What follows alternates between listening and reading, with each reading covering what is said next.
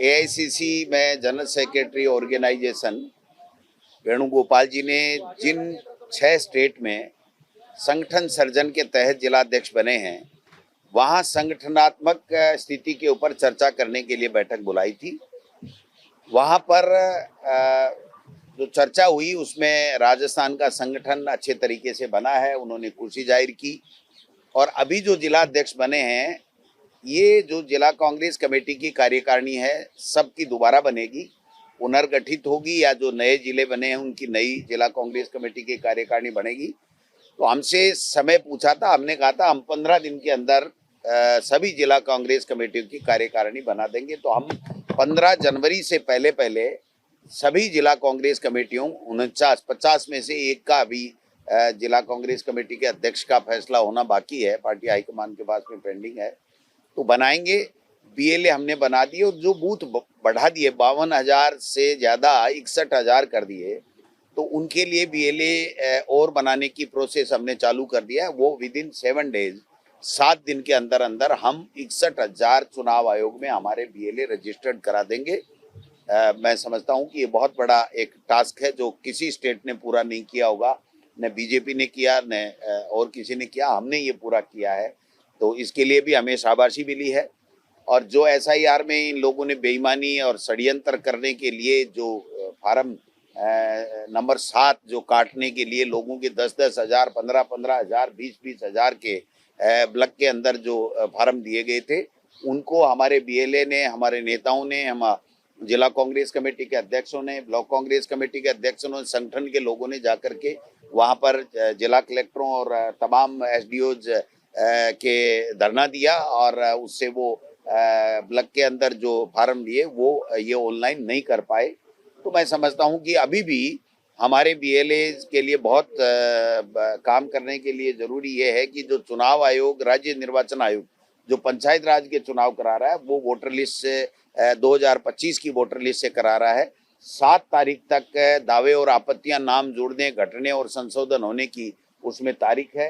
तो आज हम एक सर्कुलर और जारी कर रहे हैं हमारे तमाम बीएलए और हमारे तमाम ब्लॉक अध्यक्ष और जिला अध्यक्षों को कि 7 तारीख तक जिसके भी नाम जुड़ाने घटाने हैं, उसके ऊपर बीजेपी कोई बेईमानी नहीं करे, उसके ऊपर भी निगरानी रखें, और अपने जो मतदाता हैं, कांग्रेस आइडियोलॉजी के लोग हैं, उनका किसी का नाम जो है वो जुड़ने से नहीं रह जाए। इस तरीके से हम लोग इस दिशा में भी काम कर रहे हैं।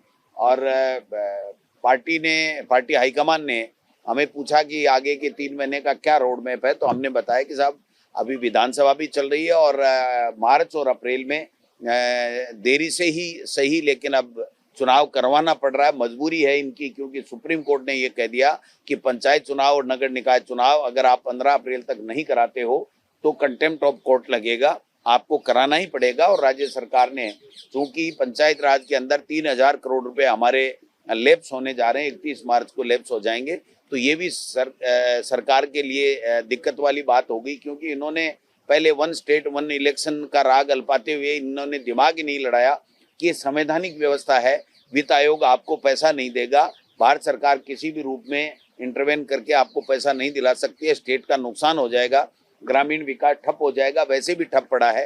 तो मैं समझता हूँ कि इनको चुनाव कराने पड़ेंगे। तो ये मार्च और अप्रैल में हम चुनाव कराएंगे।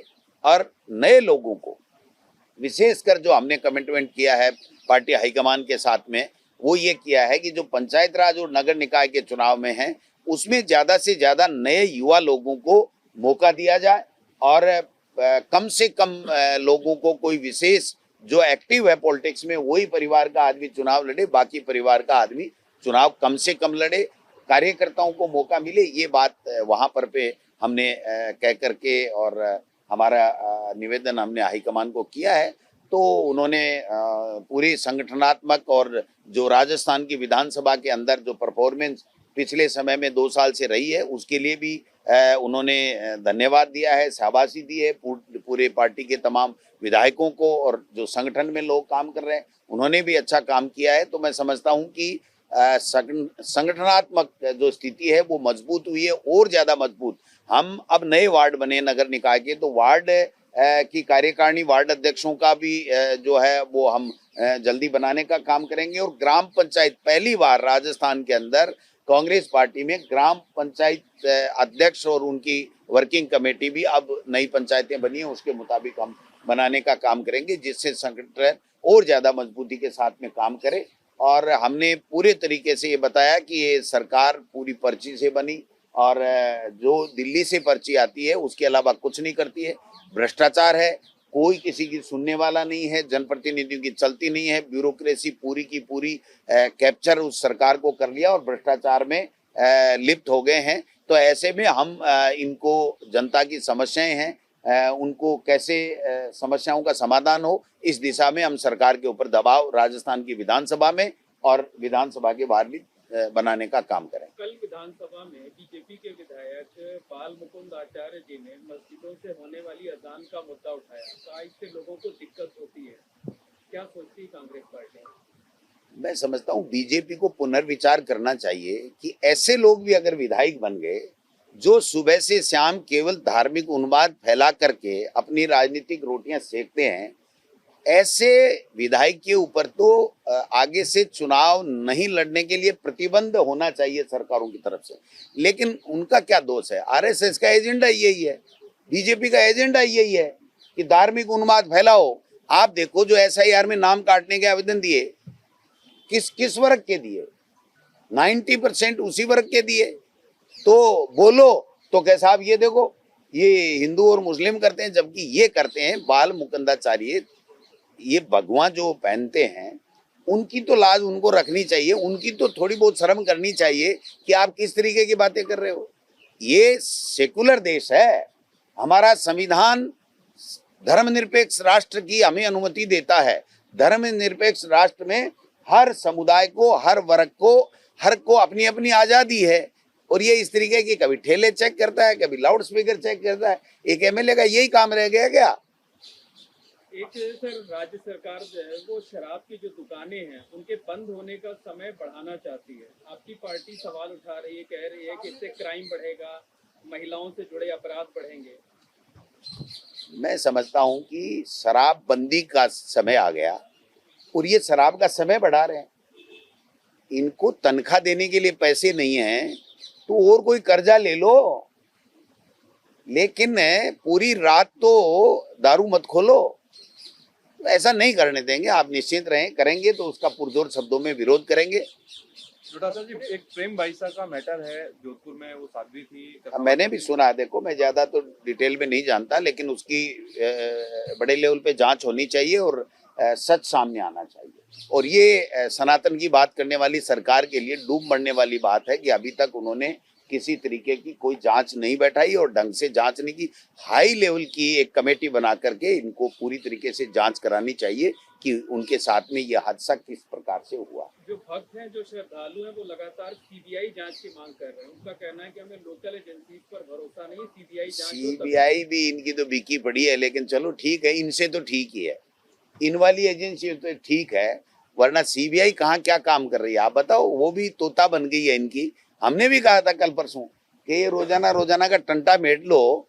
अरे 2 साल ये हो गए, 5 साल अशोक गहलोत जी की कांग्रेस की सरकार और 5 साल वसुंधरा जी की सरकार। तब भी बहुत पेपर लीक की एफआईआर लॉन्च हुई थी, आपको पता होगा। यही किरोड़ी जी थे जो आज मंत्री बने बैठे हैं। इन्होंने 17 दिन तक यहाँ धमाचौकली मचाई थी कि रीट में ये हो गया, वो हो गया, भर्तियों में ये हो गया। तो ये 12 साल की सीबीआई जांच करा लें, दूध का दूध पानी का पानी हो जाएगी। लेकिन इनको कराना कुछ नहीं है। इनको एक ही बात बता रखी है कि भ्रम फैलाओ, झूठ बोलो, जोर जोर से बोलो और इतना जोर से बोलो कि वो सच के नजदीक करे। आपको कुछ करना नहीं है, केवल आपको भ्रम फैलाना। ये भारतीय जनता पार्टी और आरएसएस का एजेंडा। आपको की तरफ से जो सीबीआई जांच की मांग की जा रही है, कांग्रेस पार्टी समर्थन कर रही है? हाँ, क्यों नहीं, 100%। हर वो मुद्दा जिसमें जनता ये चाहती हो कि हमें यहाँ से न्याय नहीं मिलेगा, तो वो सेंट्रल एजेंसी के लिए, चाहे वो सीबीआई हो, उसके लिए मांग कर सकती है। ये खुद ही करते थे जब हमारी सरकार थी। तो पता नहीं कितने किरोड़ी जी के तो कोई 1000 भाषण होंगे जिसमें सीबीआई ईडी वो एक ही राह गल पाते थे। आजकल बंद हो गए, वो अलग बात है। सर, एक महत्वपूर्ण प्रश्न, आप दिल्ली गए थे और 2 साल की परफॉर्मेंस को देखते हुए और आगामी जो टास्क को देखते हुए, जो गोविंद सिंह डोटासरा और टीकाराम जूली की जोड़ी है प्रदेश के अंदर, उसको आप किस तरह से असेस करते हैं? और क्या फ्यूचर में चैलेंज लेते हैं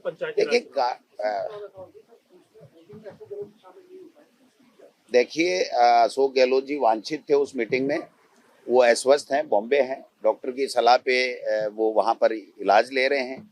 राहुल गांधी जी ने खुद के फोन से फोन मिलाया खड़गे साहब ने, और दोनों ने हमारे सबके सामने उनके स्वास्थ्य के बारे में हालचाल पूछा। उन्होंने कहा ज़्यादा से ज़्यादा 10-12 दिन 15 दिन के लिए डॉक्टरों ने मुझे और एडवाइस किया है, तो उस हिसाब से मैं इलाज ले रहा हूँ, क्योंकि उनके 1 महीने तक लगभग निमोनिया रहा और लंग्स में काफ़ी इन्फेक्शन आ गया। एंटीबायोटिक 1 महीने तक ली तो काफ़ी ज़्यादा वीकनेस भी आ गई और भी कई तरह की दिक्कतें हो जाती हैं। तो मैं समझता हूँ कि वो हमेशा बॉम्बे के डॉक्टरों से ही इलाज लेते हैं, तो उनके हिसाब से उनकी गाइडेंस में वो लोग बात चल रहे हैं। मैं समझता हूँ कि पार्टी हाईकमान ने राजस्थान में जो जूली जी, मैं या जितने भी लीडर हैं, वो सब एकजुटता के साथ में राजस्थान के अंदर कांग्रेस को मजबूत कर रहे हैं और बीजेपी की सरकार को घेरने का काम कर रहे हैं। इसके लिए पूरे संगठन और सब लोगों की पीठ, कांग्रेस के तमाम नेताओं की पीठ थपथपाई है, और आगे के लिए पंचायत राज चुनाव में हम नए लोगों को लेकर के आए और ज़्यादा से ज़्यादा कांग्रेस पार्टी जीते, इस दिशा में हमने उनसे कमिटमेंट किया है। उन्होंने कहा कि ठीक है आप चलिए, और आगे उसके बाद में भी रोड बैक ये तय किया है हाईकमान ने कि 6-6 महीने से क्या प्लान प्रदेश कांग्रेस कमेटियां, तमाम प्रदेश कांग्रेस कमेटियां, एक की बात नहीं है, वो किस तरीके से आगे प्लान लेकर के कांग्रेस को मजबूती के लिए काम करती है, कांग्रेस को वापस जिन स्टेट्स में नहीं है वहां पर कैसे वापस आए, इस दिशा में काम कर रहे हैं। तो ये एक सतत प्रक्रिया की बात उन्होंने की है, लेकिन उन्होंने कि कांग्रेस का जो वर्कर, जो नेता, जो संगठन, जो विधानसभा में विधायक, एमपी जो भी काम कर रहे हैं, उनके ऊपर पूरी तरीके से संतुष्टि जताई। ठंड के मौसम में बेमौसम की बारिश हो रही है, जो है किसानों का काफी नुकसान हो रहा है, लगातार अभी भी बारिश हो रही है। इस सरकार की गलत नीतियों के कारण से भी किसान परेशान है, और ऊपर से ये ओलावृष्टि मैं समझता हूं कि किसान को बर्बाद कर रही है। लेकिन इन सरकार के प्राथमिकता में किसान, गरीब और उनकी समस्याएं हैं ही नहीं। इनके तो केवल और केवल झूठ बोलो, हिंदू मुस्लिम करो और षड्यंत्र रचो, वोट काटो, लोकतंत्र की हत्या करो, एजेंसियों का दुरुपयोग करो और जनता की समस्याएं जाए भाड़ में। इनके जेब में टका आना चाहिए, इनका काम उल्लू सीधा होना चाहिए। ये जो नीति है, मैं समझता हूँ ये प्रदेश के लिए खतरनाक है, इसका हम लोग विरोध करेंगे। समस्याओं को आप लोग उठाएंगे 100%। पहले भी आपने देखा 4-5 दिन का सदन था, उसमें भी किसान के लिए हर मुद्दे पे उठाया। तो मैं समझता हूँ कि किसान के जो अतिवृष्टि के कारण से नुकसान हुआ, उसमें भी इन्होंने भेदभाव किया, उस मुद्दे को भी हम लेंगे। अभी ओलावृष्टि हुई है, इस मुद्दे को भी हम लेंगे। किसान का जो फसल बीमा में जो मुआवजा नहीं मिल रहा है, उसके साथ ठगी हो रही है, उस मुद्दे को भी लेंगे। किसान के साथ हर तरीके से सौताला व्यवहार हो रहा है, गरीब को और ज्यादा गरीब बनाया जा रहा है, और ज्यादा परेशान किया जा रहा है। उन सब मुद्दों को लेकर के हम राजस्थान की विधानसभा में इस सरकार से जवाब मांगेंगे। नहीं देंगे तो इनके नाक में नकेल डाल करके दिलवाएंगे जवाब।